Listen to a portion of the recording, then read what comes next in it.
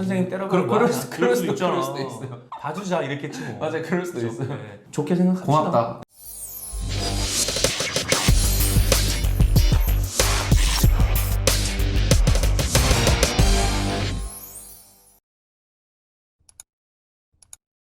(14년) 동안 네. 수많은 학생들을 컨설팅 하셨을 텐데 네. 와, 이 친구는 내가 어디 가도 자랑할 만한 성공적인 케이스가 있다 그러면 뭐가 있어요? 그냥 아웃풋만 생각하면 서울대 의대 간 친구가 있는데 서울대 의대. 네. 근데 그 친구는 사실상 제가 잘했다기보다는 본인이 열심히 하고 잘했던 거고 아예 방황을 하다가 길을 잡아준 친구들이 몇 명 있어요. 서울에 처음 와서 첫 제자가 있는데 공고에서 좀 날리는 친구였어요. 아, 공고는 약간 좀 네. 공부랑은 좀 거리가 있죠. 그걸 네. 오토바이도 타고 와일드하고. 네.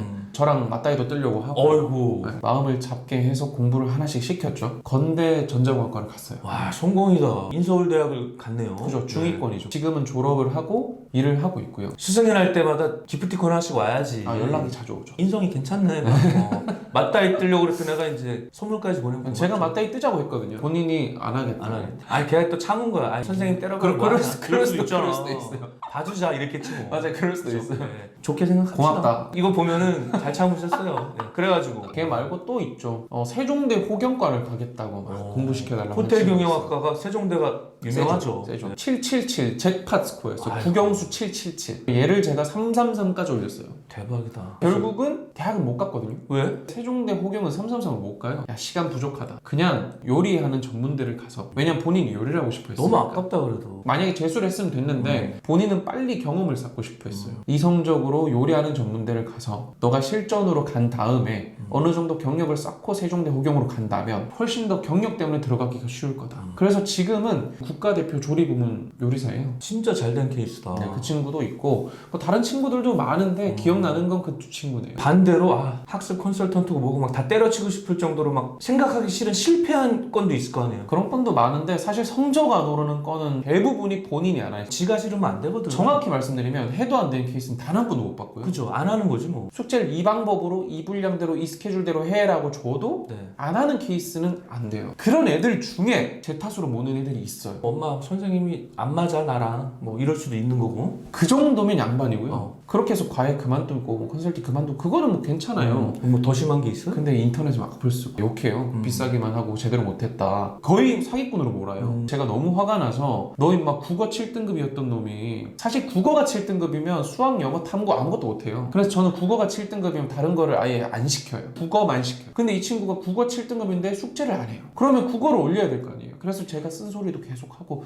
국어 7등급에서 벗어나게 해주려고 끊임없이 했는데 결국은 3달 동안 거의 따라오지 못해서 그만뒀어요. 저한테 어떻게 했냐면 당신은 나한테 국어 말고 다른 것도 안 가르쳤고 적반하장이네. 엄청 심했어요. 그래서 제가 걔 때문에 스트레스 엄청 받았거든요. 이 업계에 대한 회의감도 많이 느꼈고 너무너무 스트레스를 많이 받았어요. 그리고 그런 친구들의 특징은 본인이 성적에서 올리려고 저를 서포터로 활용하려는 게 아니라 제가 틀렸다는 걸 증명하려고 해요. 본인이 컨설팅 받은 대로 숙제도 잘하고 힘들더라도 따라와 줘야지 성과가 나오는 건데 그렇죠. 시키는 것도 안 하면서 흠잡으려고 막 벼르고 있는 거네. 맞아요. 비싸네, 뭘 안 해줬네, 뭘 어떻게 했네 이렇게 얘기를 하는데 본질은 딱 하나예요. 본인이 안 했기 때문에. 제가 그랬기 때문에 쓴소리를 할 수밖에 없는 거고 잘하는 애들한테 쓴소리 안 하죠. 본인이 그렇게 느꼈다면 어쩔 수는 없겠지만 저도 답답하고 억울하고 화가 나는 거죠. 또 말하지만 인성이 미래다.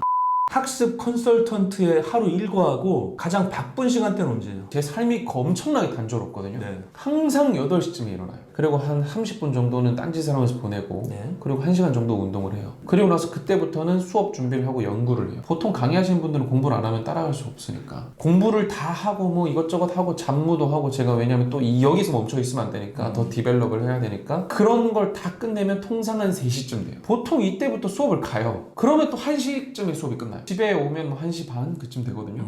그때부터 또 하루 수업했던 내용을 정리를 쭉 하고 4주 계획 정리를 한 번 더 하고 부모님들께 보고서를 보내드리죠. 2시 반에서 3시 정도 됩니다. 제가 학생들한테 일기를 쓰라고 하는데 네. 저도 일기를 쓰고 학생들한테 요구했던 그대로 저도 똑같이 진행을 합니다. 그렇게 하고 나서 자는 게 한 4시쯤 돼요. 4시간밖에 안 자요? 평일은 거의 4시간밖에 못 자요. 주말은? 주말은 대신에 제가 일을 안 해요. 정말 특별한 일이 있지 않는 한 뭐 어디 출장을 간다거나 특강을 간다거나 이런 게 아니면 주말은 그냥 통으로 쉽니다. 저야 뭐 유튜브도 하고 공중파도 나가고 뭐 책도 나오거든요. 네. 자동으로 홍보가 되는데 홍보를 어떻게 하세요? 사실 지금은 홍보를 안 해요. 지금은 거의 100% 입소문이고요. 그거는 이제 기존 고객들이 소개하는 거고 네. 만약에 새로 우리 애가 좀 공부 좀 시켜야 되는데 학습 컨설턴트를 좀 찾고 싶다. 그럼 어떻게 연락할 방법이 있어야 될 거 아니야? 유튜브를 하고 아, 있어요. 유튜브 전국 꼴찌 도윤구. 채널 이미지 넣어드릴게요. 거기는 뭐 공부법 같은 거나 괜찮네. 어떻게 하는 게 좋다 콘텐츠 이런 것들을 올리고 있거든요. 근데 지금은 좀 쉬고 있어요. 이게 왜 쉬고 있냐면 네. 이게 시간이 너무 많이 들어서 제가 그걸 하다 보니까 디벨롭을 못 하더라고요. 제가 생각했을 때는 제가 지금 마음에 들지 않거든요.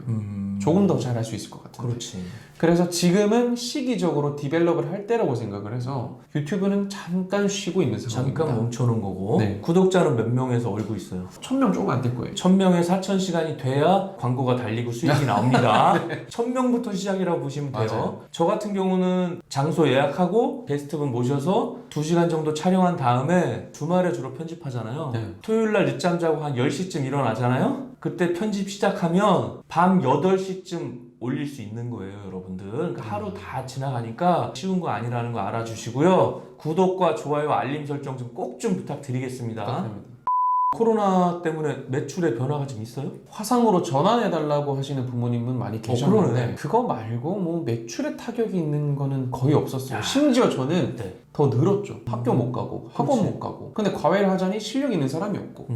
그러니까 실력 있는 사람을 찾는 거죠. 여러분 자기 입으로 이렇게 자랑하기 힘든데 워낙 잘하시는 분이니까 제가 인정하도록 하겠습니다. 시선이나 대우는 좀 어때요? 저희 집안이 교육자 집안이에요. 할아버지부터 할머니, 부모님, 그리고 삼촌, 이모들 다 선생님이셨는데 하지 말라고 하셨어요. 왜 이거 하느냐? 그럴 거면 그냥 선생님을 하지. 그렇지. 네. 안정적인 공무원. 네. 알바로 보는 분이 많고 실제로 알바로 하시는 분도 너무 많아요. 퀄리티가 떨어지거든요. 이 평판들이 하나하나가 모여서 평균적인 평판이 돼요. 그 전체 시장에 보는 시각은 저 사람들은 알바다. 이렇게 보게 되는 거죠. 컨설팅 들어간다 그러면 네. 약간 사짜 같잖아. 아니, 느낌이. 컨설팅도 사짜로 보이고. 부동산 컨설팅, 막 주식 컨설팅 이러면 우린 바로 전화 오면 끊어버리니까. 맞아요. 그래도 시선은 정도는 아닙니다. 사짜로 보고 그리고 알바로 보기도 하고 그래서 저는 아예 기존 시장을 바꾸려고 지금 하고 있어요. 학습 컨설턴트, 뭐 공부법 강사가 이렇게 나오신다니까 반신반의했거든요. 근데 들어보니까 잘하고 계신 것 같아요.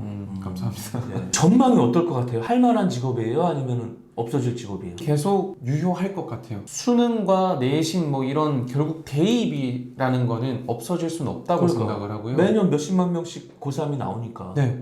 뭐 혹자는 이렇게도 얘기해요. 인구가 줄어드는데 그거 먹을 거 없는 거 아니냐.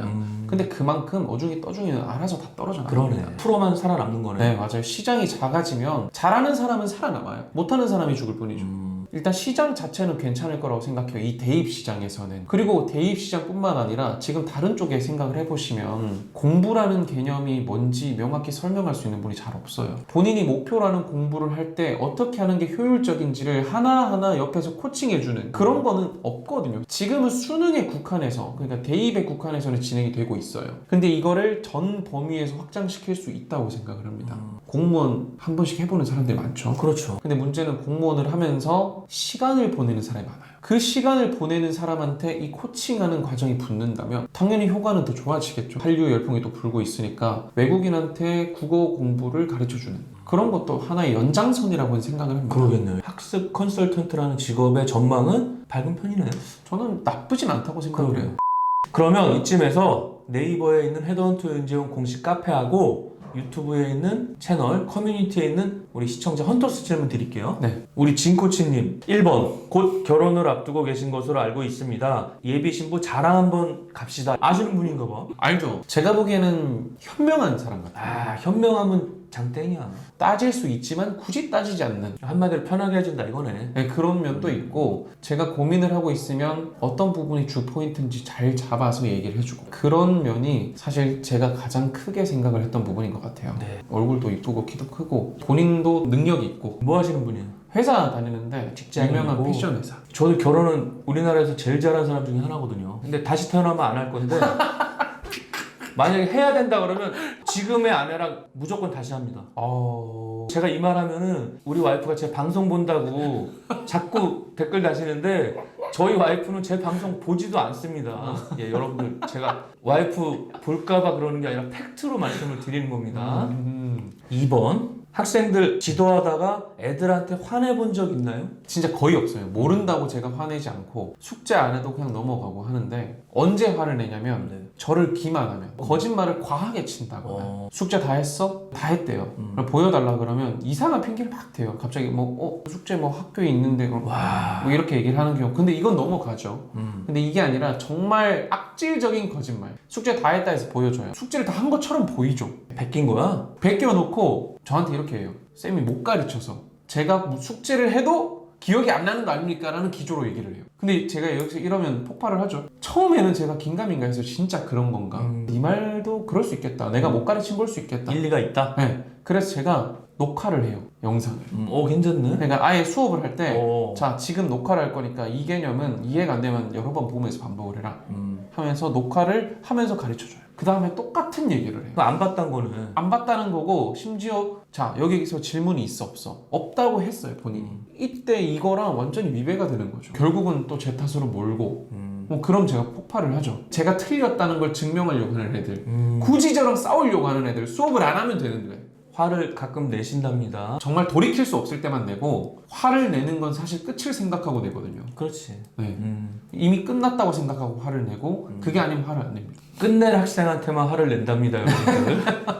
3번. 학생은 예쁜데 학부모가 진상인 경우엔 어떻게 하세요? 와 진짜 힘들어요. 이 상황이 제일 힘든데 저분은 너무 잘 알고 계셔서 저한테 얘기를 하는 건데 선수니까. 네, 정말 학부모님 생각을 하면은 하기가 너무너무 싫어요. 이런 경우 있어요. 학부모님이 저를 못 살게 구는 경우. 어떤 경우냐면 어머님이 생각하시기에는 저거 그만큼 돈값 못했어 이렇게 생각을 하시면 저한테 뭘 시키려고 하냐면 저를 들들 볶거나 아니면 저한테 뭐 다른 내용을 계속 요구를 하세요. 제가 이미 드리겠다고 보고했던 부분이 아니라 새로운 요구를 계속 하시거든요. 뭐 무슨 보고서를 달라, 뭐 6개월 로드맵을 달라. 저도 제 인생 6개월 로드맵이 없거든요. 피곤하다. 네, 3개월 로드맵 달라. 내년에 안 되면 어떡할지 거기에 대한 플랜 C를 달라. 이렇게 얘기를 하시는데 사실 이거는 제 인생도 모르고 본인도 모르실 거예요. 과한 요구를 하는 진상 부모가 있는데 학생은 진짜 말도 잘 듣고 숙제도 잘하고 얘는 좀만 컨설팅 해주면 막 대박 날 것 같은 애가 있으면 안타깝겠다. 그때는 제가 참아요. 처음엔 꼭 참아?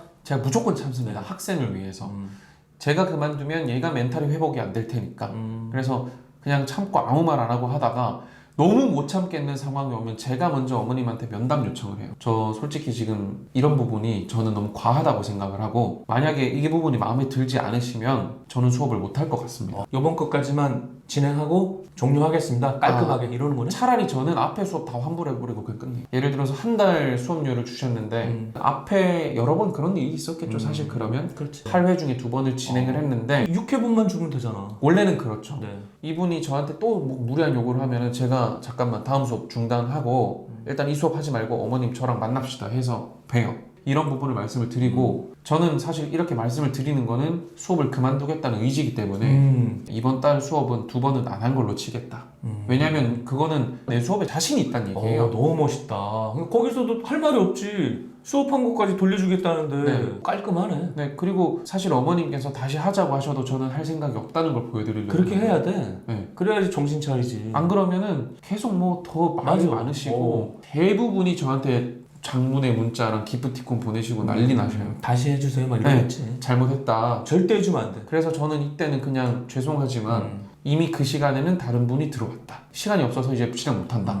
진행을 하고 싶으셔도 6개월 이상 기다리셔야 된다. 못을 딱 박아버려요. 너무 잘했네. 일단은 제가 진행하기엔 너무 스트레스를 많이 받으니까. 그러니까 그럴 때는 제껴야 돼. 질문 남겨주신 진코치님 진심으로 감사드리고 감사합니다. 앞으로도 녹화 예정인 분들은 제가 네이버에 있는 공식 카페나 유튜브 커뮤니티나 모든 SNS에 미리 올리니까요. 질문 남겨주시면 오늘처럼 빠짐없이 질문해 드리겠습니다. 대표님처럼 네. 학습 컨설턴트 하는 분들이 뭐 정확하진 않겠지만 국내에 한 몇 분 정도 계세요? 좀 유명한 분들이?